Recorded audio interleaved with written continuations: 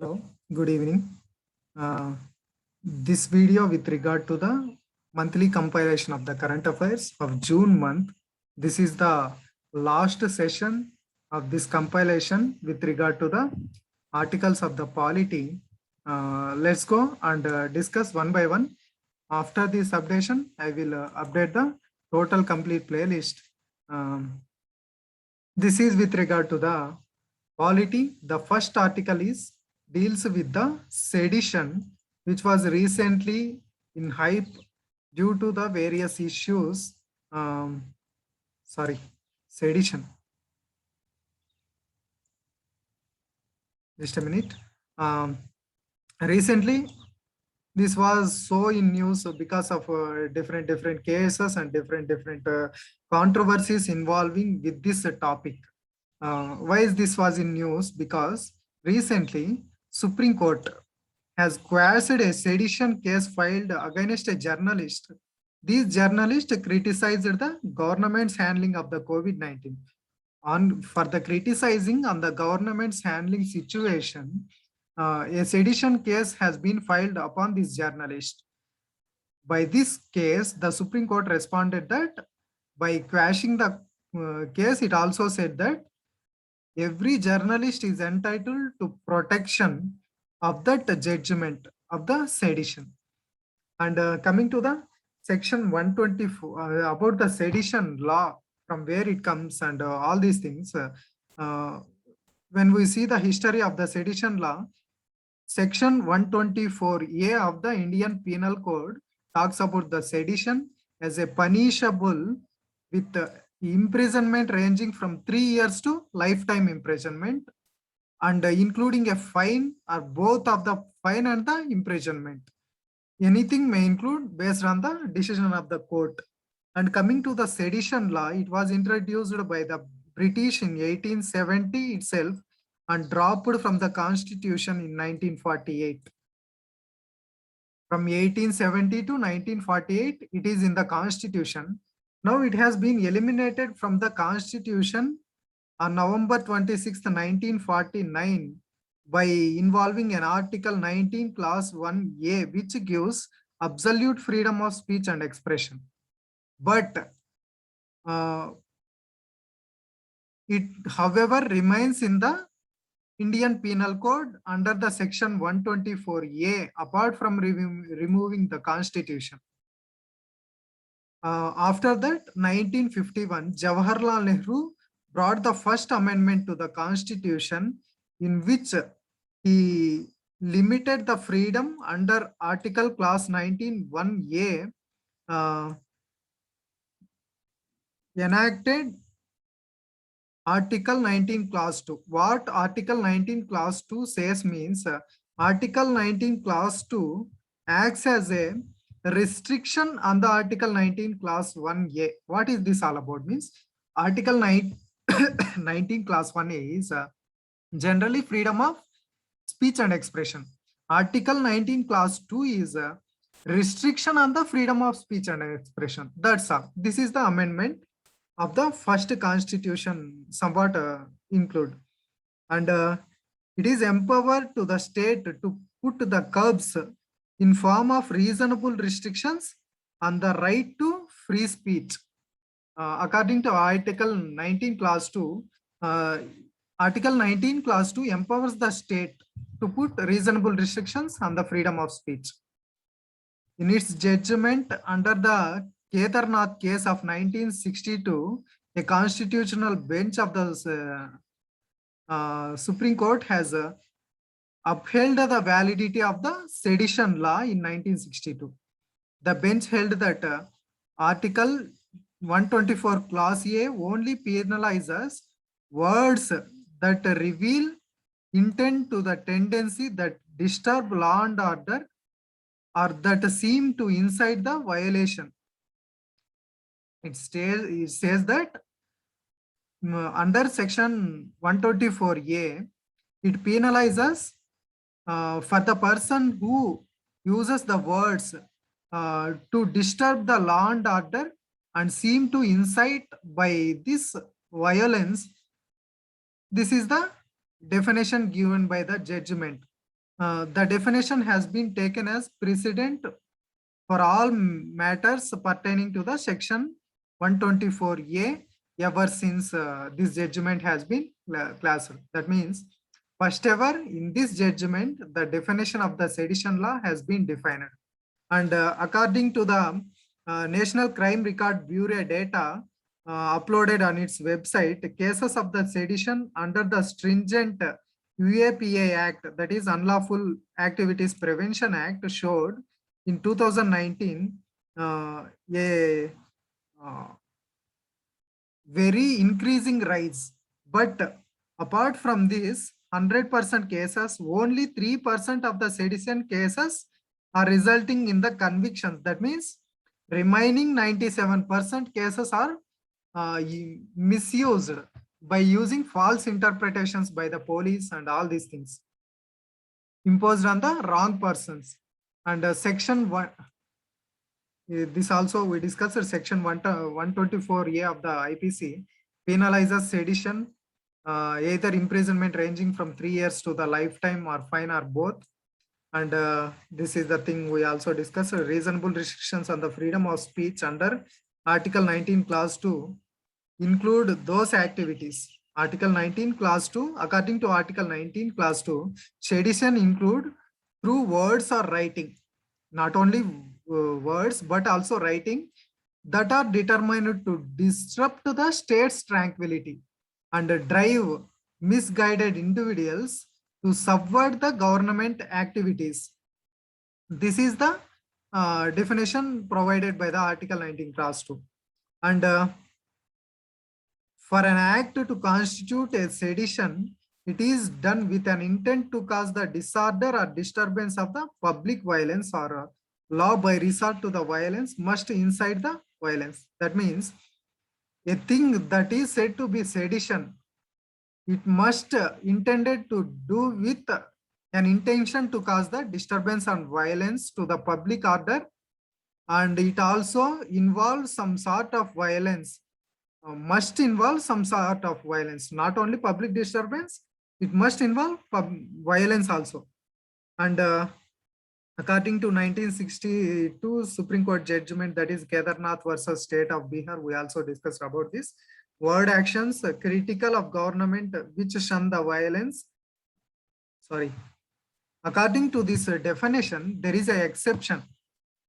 The things coming under the sedition involving words against the critical action of the government, not this one thing, this one criteria does not contain the whole sedition, which incite violence are not the sedition. That means you are criticizing against the government and that led to the violence. These two things solely does not constitute all about the sedition case. This is according to the 1962 judgment. And when coming to the misuse of the anti-terror laws, recently we've seen due to the rightist government in India, there is lot of misuse of the anti-terror laws due to the different sorts of impositions. Regarding this, recently Delhi High Court ordered a bail to the student activists charged under the Unlawful Activities Prevention Act, and it brought into focus the issue of misuse of the anti-terror laws. Let's see what are anti-terror laws, how they are going to be misused. Until 1994, there is TADA, that is Terrorist and Disrupt Activities Prevention Act. It is the anti-terrorist law up to 1994. After 1994, this Unlawful Prevention Activities Act became powerful apart from the TADA. This Unlawful Prevention UAPA Act has been in force from 1967 onwards only. The TADA Act has been removed after 1994. This is the issue. Let's go into the misuse of these things. From the period 2015 to 2019, as many as 7,840 cases were registered under the UAPA Act and they were arrested. But apart from these 7,840 cases, only 155 are convicted. That means in these 7,800 something cases, only 155 cases are true cases. Remaining all are intentional, somewhat false cases by the police or something in such a manner they are false. Under the TADA Act till 1994, 67,000 people were detained by using TADA Act. Among these 67,000 people, only 725 people got convicted. That means only 725 cases of 67,000 cases are true of the TADA Act. Just imagine how much these anti-terror laws are going to be misused.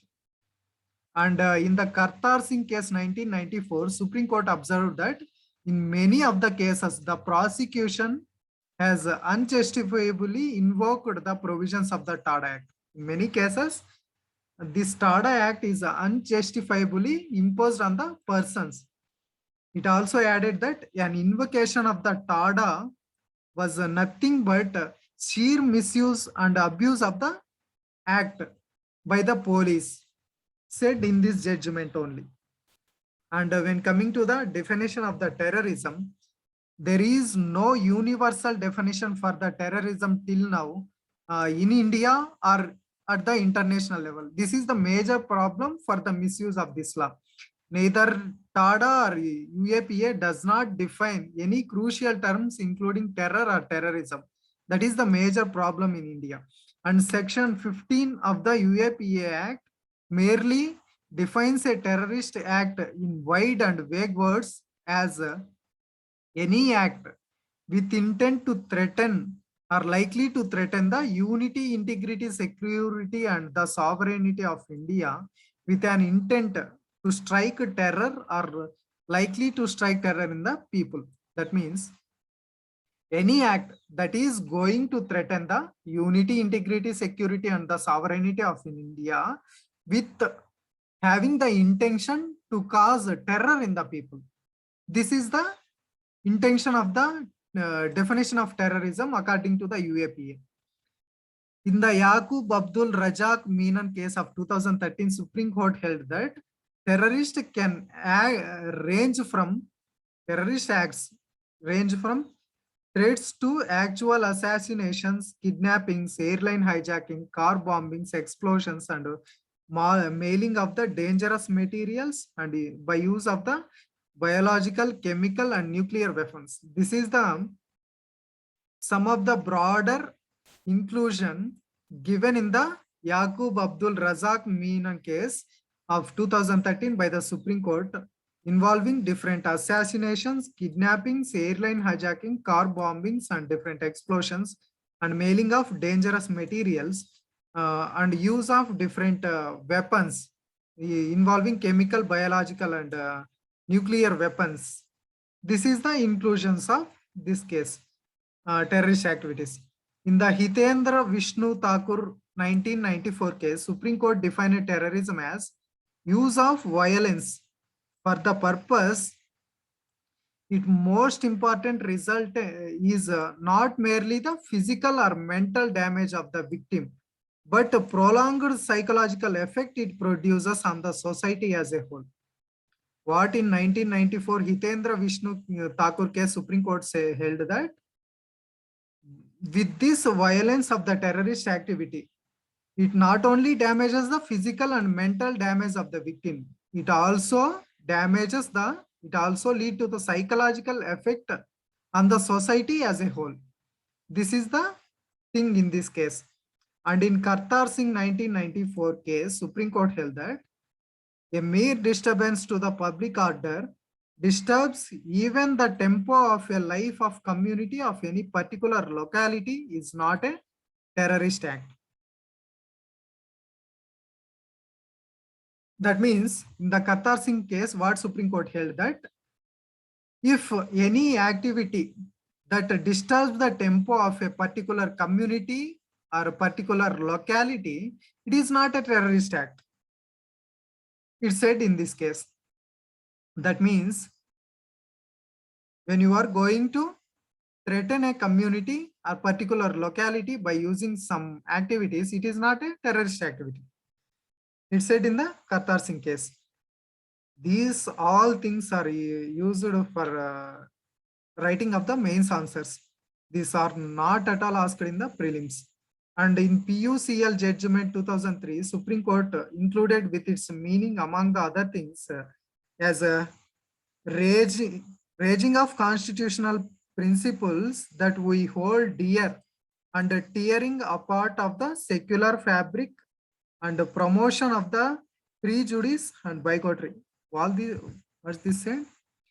According to the PUCL judgment, raging of constitutional principles that we hold dear, tearing apart of the secular fabric and the promotion of the prejudice and bigotry. That means these activities include violation of the constitutional principles and tearing away of the secular fabric of the country and promotion of the prejudice or bigotry by using these terrorist activities.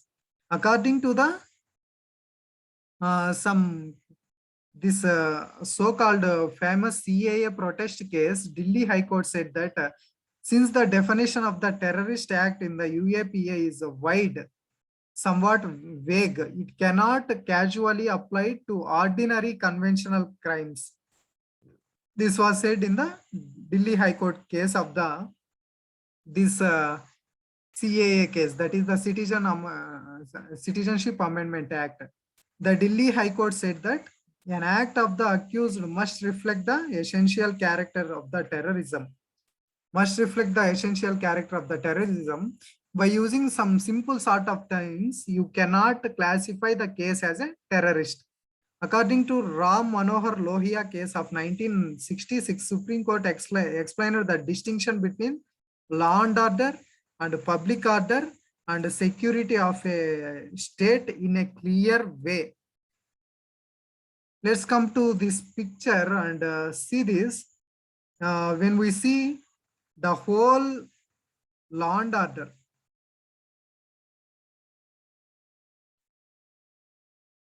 let's imagine this is the whole law and order outside blue circle, and inside law and order there is public order. Inside that public order there is the security of the state existing. That means the cases which are relating to the law and order is not the sole decider of the sedition. The thing which involved only public order does not also include the terrorist activity, and the security of state is the main circle which involves somewhat. This is the representation given in the Ram Manohar Lohia case, and according to an act may affect law and order but not the public order. Similarly, an act may adversely affect the public order but not the security of the state. And UAPA cases, police have failed to understand these distinctions and they unnecessarily clamped the UAPA charges on simple violations of the law and order. This all things is nothing but we already discussed about it. When regard to the security of the state, then it comes the terrorist activity. Not the public order, law and order. These simple things does not make the UAPA charges. And what is the conclusion means? Radicalization generally succeeds only with those who have subjected to real or perceived injustices. Let us remove injustice to combat the terrorism and to create a truly just, egalitarian and non-oppressive society would far more effective in combating the terrorism. This is the conclusion. And when coming to the how we can approach to the justice delivery, a new sort of ecosystem to the justice delivery, we will see this article. Recently, e-committees of the Supreme Court of India released its draft vision document for the phase 3 of the e-courts project. For the phase 3 of the e-court projects, a e-committee of the Supreme Court has released a draft vision document. Phase 2 and phase 1 dealt with the digitalization of the judiciary at its first step, including e-filing. That means filing of the cases online and tracking the cases online and uploading the judgments online. This digitalization has been seen in phase 1 and phase 2 of the e-courts project. And phase 3 involve ecosystem approach of this justice delivery. What is going to this ecosystem approach? Let's see. It suggests, according to this ecosystem, it suggests a seamless exchange of the information between various branches of the state, such as judiciary, police, and prison systems through using of this ICJS. That means interoperable criminal justice system. By this interoperable criminal justice system, by this exchange of information, there will be a somewhat clear-cut data we have, and e-courts and e-servicing of processes and CCTNS and ICJS, that means interoperable criminal justice system, and live streaming of the judicial proceedings, video conferencing of under trials from the prisons. These all things monitored by the Apex court itself by using this ecosystem approach. This is the benefits of the, let's see benefits of the ecosystem approach. When we see the benefits of the ecosystem, easy exchange of the information between various branches of judiciary, police, and prison systems through the interoperable criminal justice system. And 360-degree profiling of a person can be possible through this interoperability of the data, so that you can manage the personal profiling and uniformity and standardization among different sorts of data among different departments. And what are the issues and challenges involved here are it increases inequalities among the individuals. In what way it increases the inequality means, for example, a person from a certain class or certain caste has made a crime. Generally, police and prison systems characterize that whole class or that whole caste as a criminal mindset class. In this way, they may cause the inequality in the society. The local stations have historically contributed to the criminalization of the entire communities through the colonial era laws, such as Criminal Tribes Act of 1871, which labelizes such communities as habitual offenders. Nothing but when one person from a particular community made a crime, that whole community got a name of criminal intent by using this colonial era laws. This is the inequality of provided by this thing, by the interoperability of the data by this police system. And data privacy got affected through the suspicion of the state surveillance.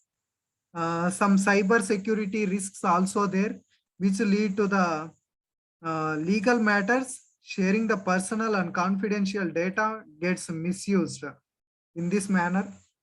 And issues of the surveillance, 360-degree profiling of a person, profiling a person in all categories, which will be perfected by the social media platforms and technology companies. Targeted advertisement by using this can be made. Government, by using this data, government may take targeted surveillance, whereas private companies take it as targeted advertisement. That's the simple difference. And when coming to the data with the Home Ministry, all data that is collected through this interoperability networks finally managed with the Home Ministry under the ICJS. There is We don't know how, why this data has been managed at the Home Ministry. The Home Ministry didn't have no clear explanation offered for this uh, need to access the court data, because they have absolutely no relation with the criminal laws. This is the issues involved in here. And training the stakeholders for such a large amount of things is a big issue. This all things doesn't matter at all. You can make your own note. And artificial intelligence in the justice delivery. What this artificial intelligence can help the justice delivery. Supreme Court's Artificial Intelligence Committee recently launched and piloted a neural translation tool, that is the SUVAS.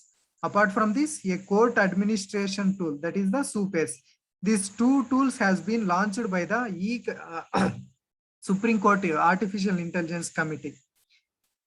When coming to the world, different parts of the world, artificial intelligence in judiciary has been used. In Estonia, it is used to make small claims through a robot judge. In dealing with the small claims, in Estonia, they are using the robot judge. In China, Russia, and Mexico, it is used to provide legal advices and approve the pensions, some sort of simple things. And in Malaysia, it is used to support the sentencing decisions. In Austria, it is used as a sophisticated document management system for the management of the judicial proceedings, all these things. In the Colombia and Argentina, it is used to identify some of the urgent cases. And in Abu Dhabi, it is used to predict the probability of the settlements. And in Singapore, it is used to transcribe the court hearings in real time. This is the state of the world in artificial intelligence in judiciary. Potential use cases.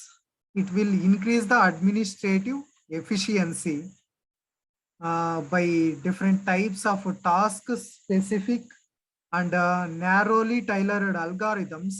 Training through the machine learning can be deployed to automate run the mail administrative functions, such as cases which involving as simple as schedule hearings and creating cause lists, to more complex tasks like discovery and reviewing of the evidentiary documents. These things made the administrative efficacy.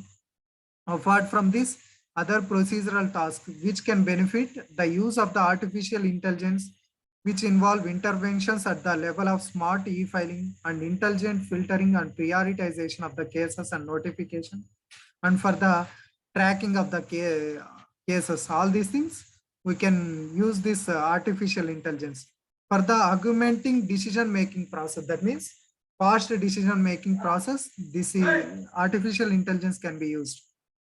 It is designed and deployed for the intelligent analytics and research work. Computational tools can be used to expedite the justice delivery systems. For example, in traffic challans and motor vehicle compensation claims, all these things, for not wasting the court's time, we can use the artificial intelligence.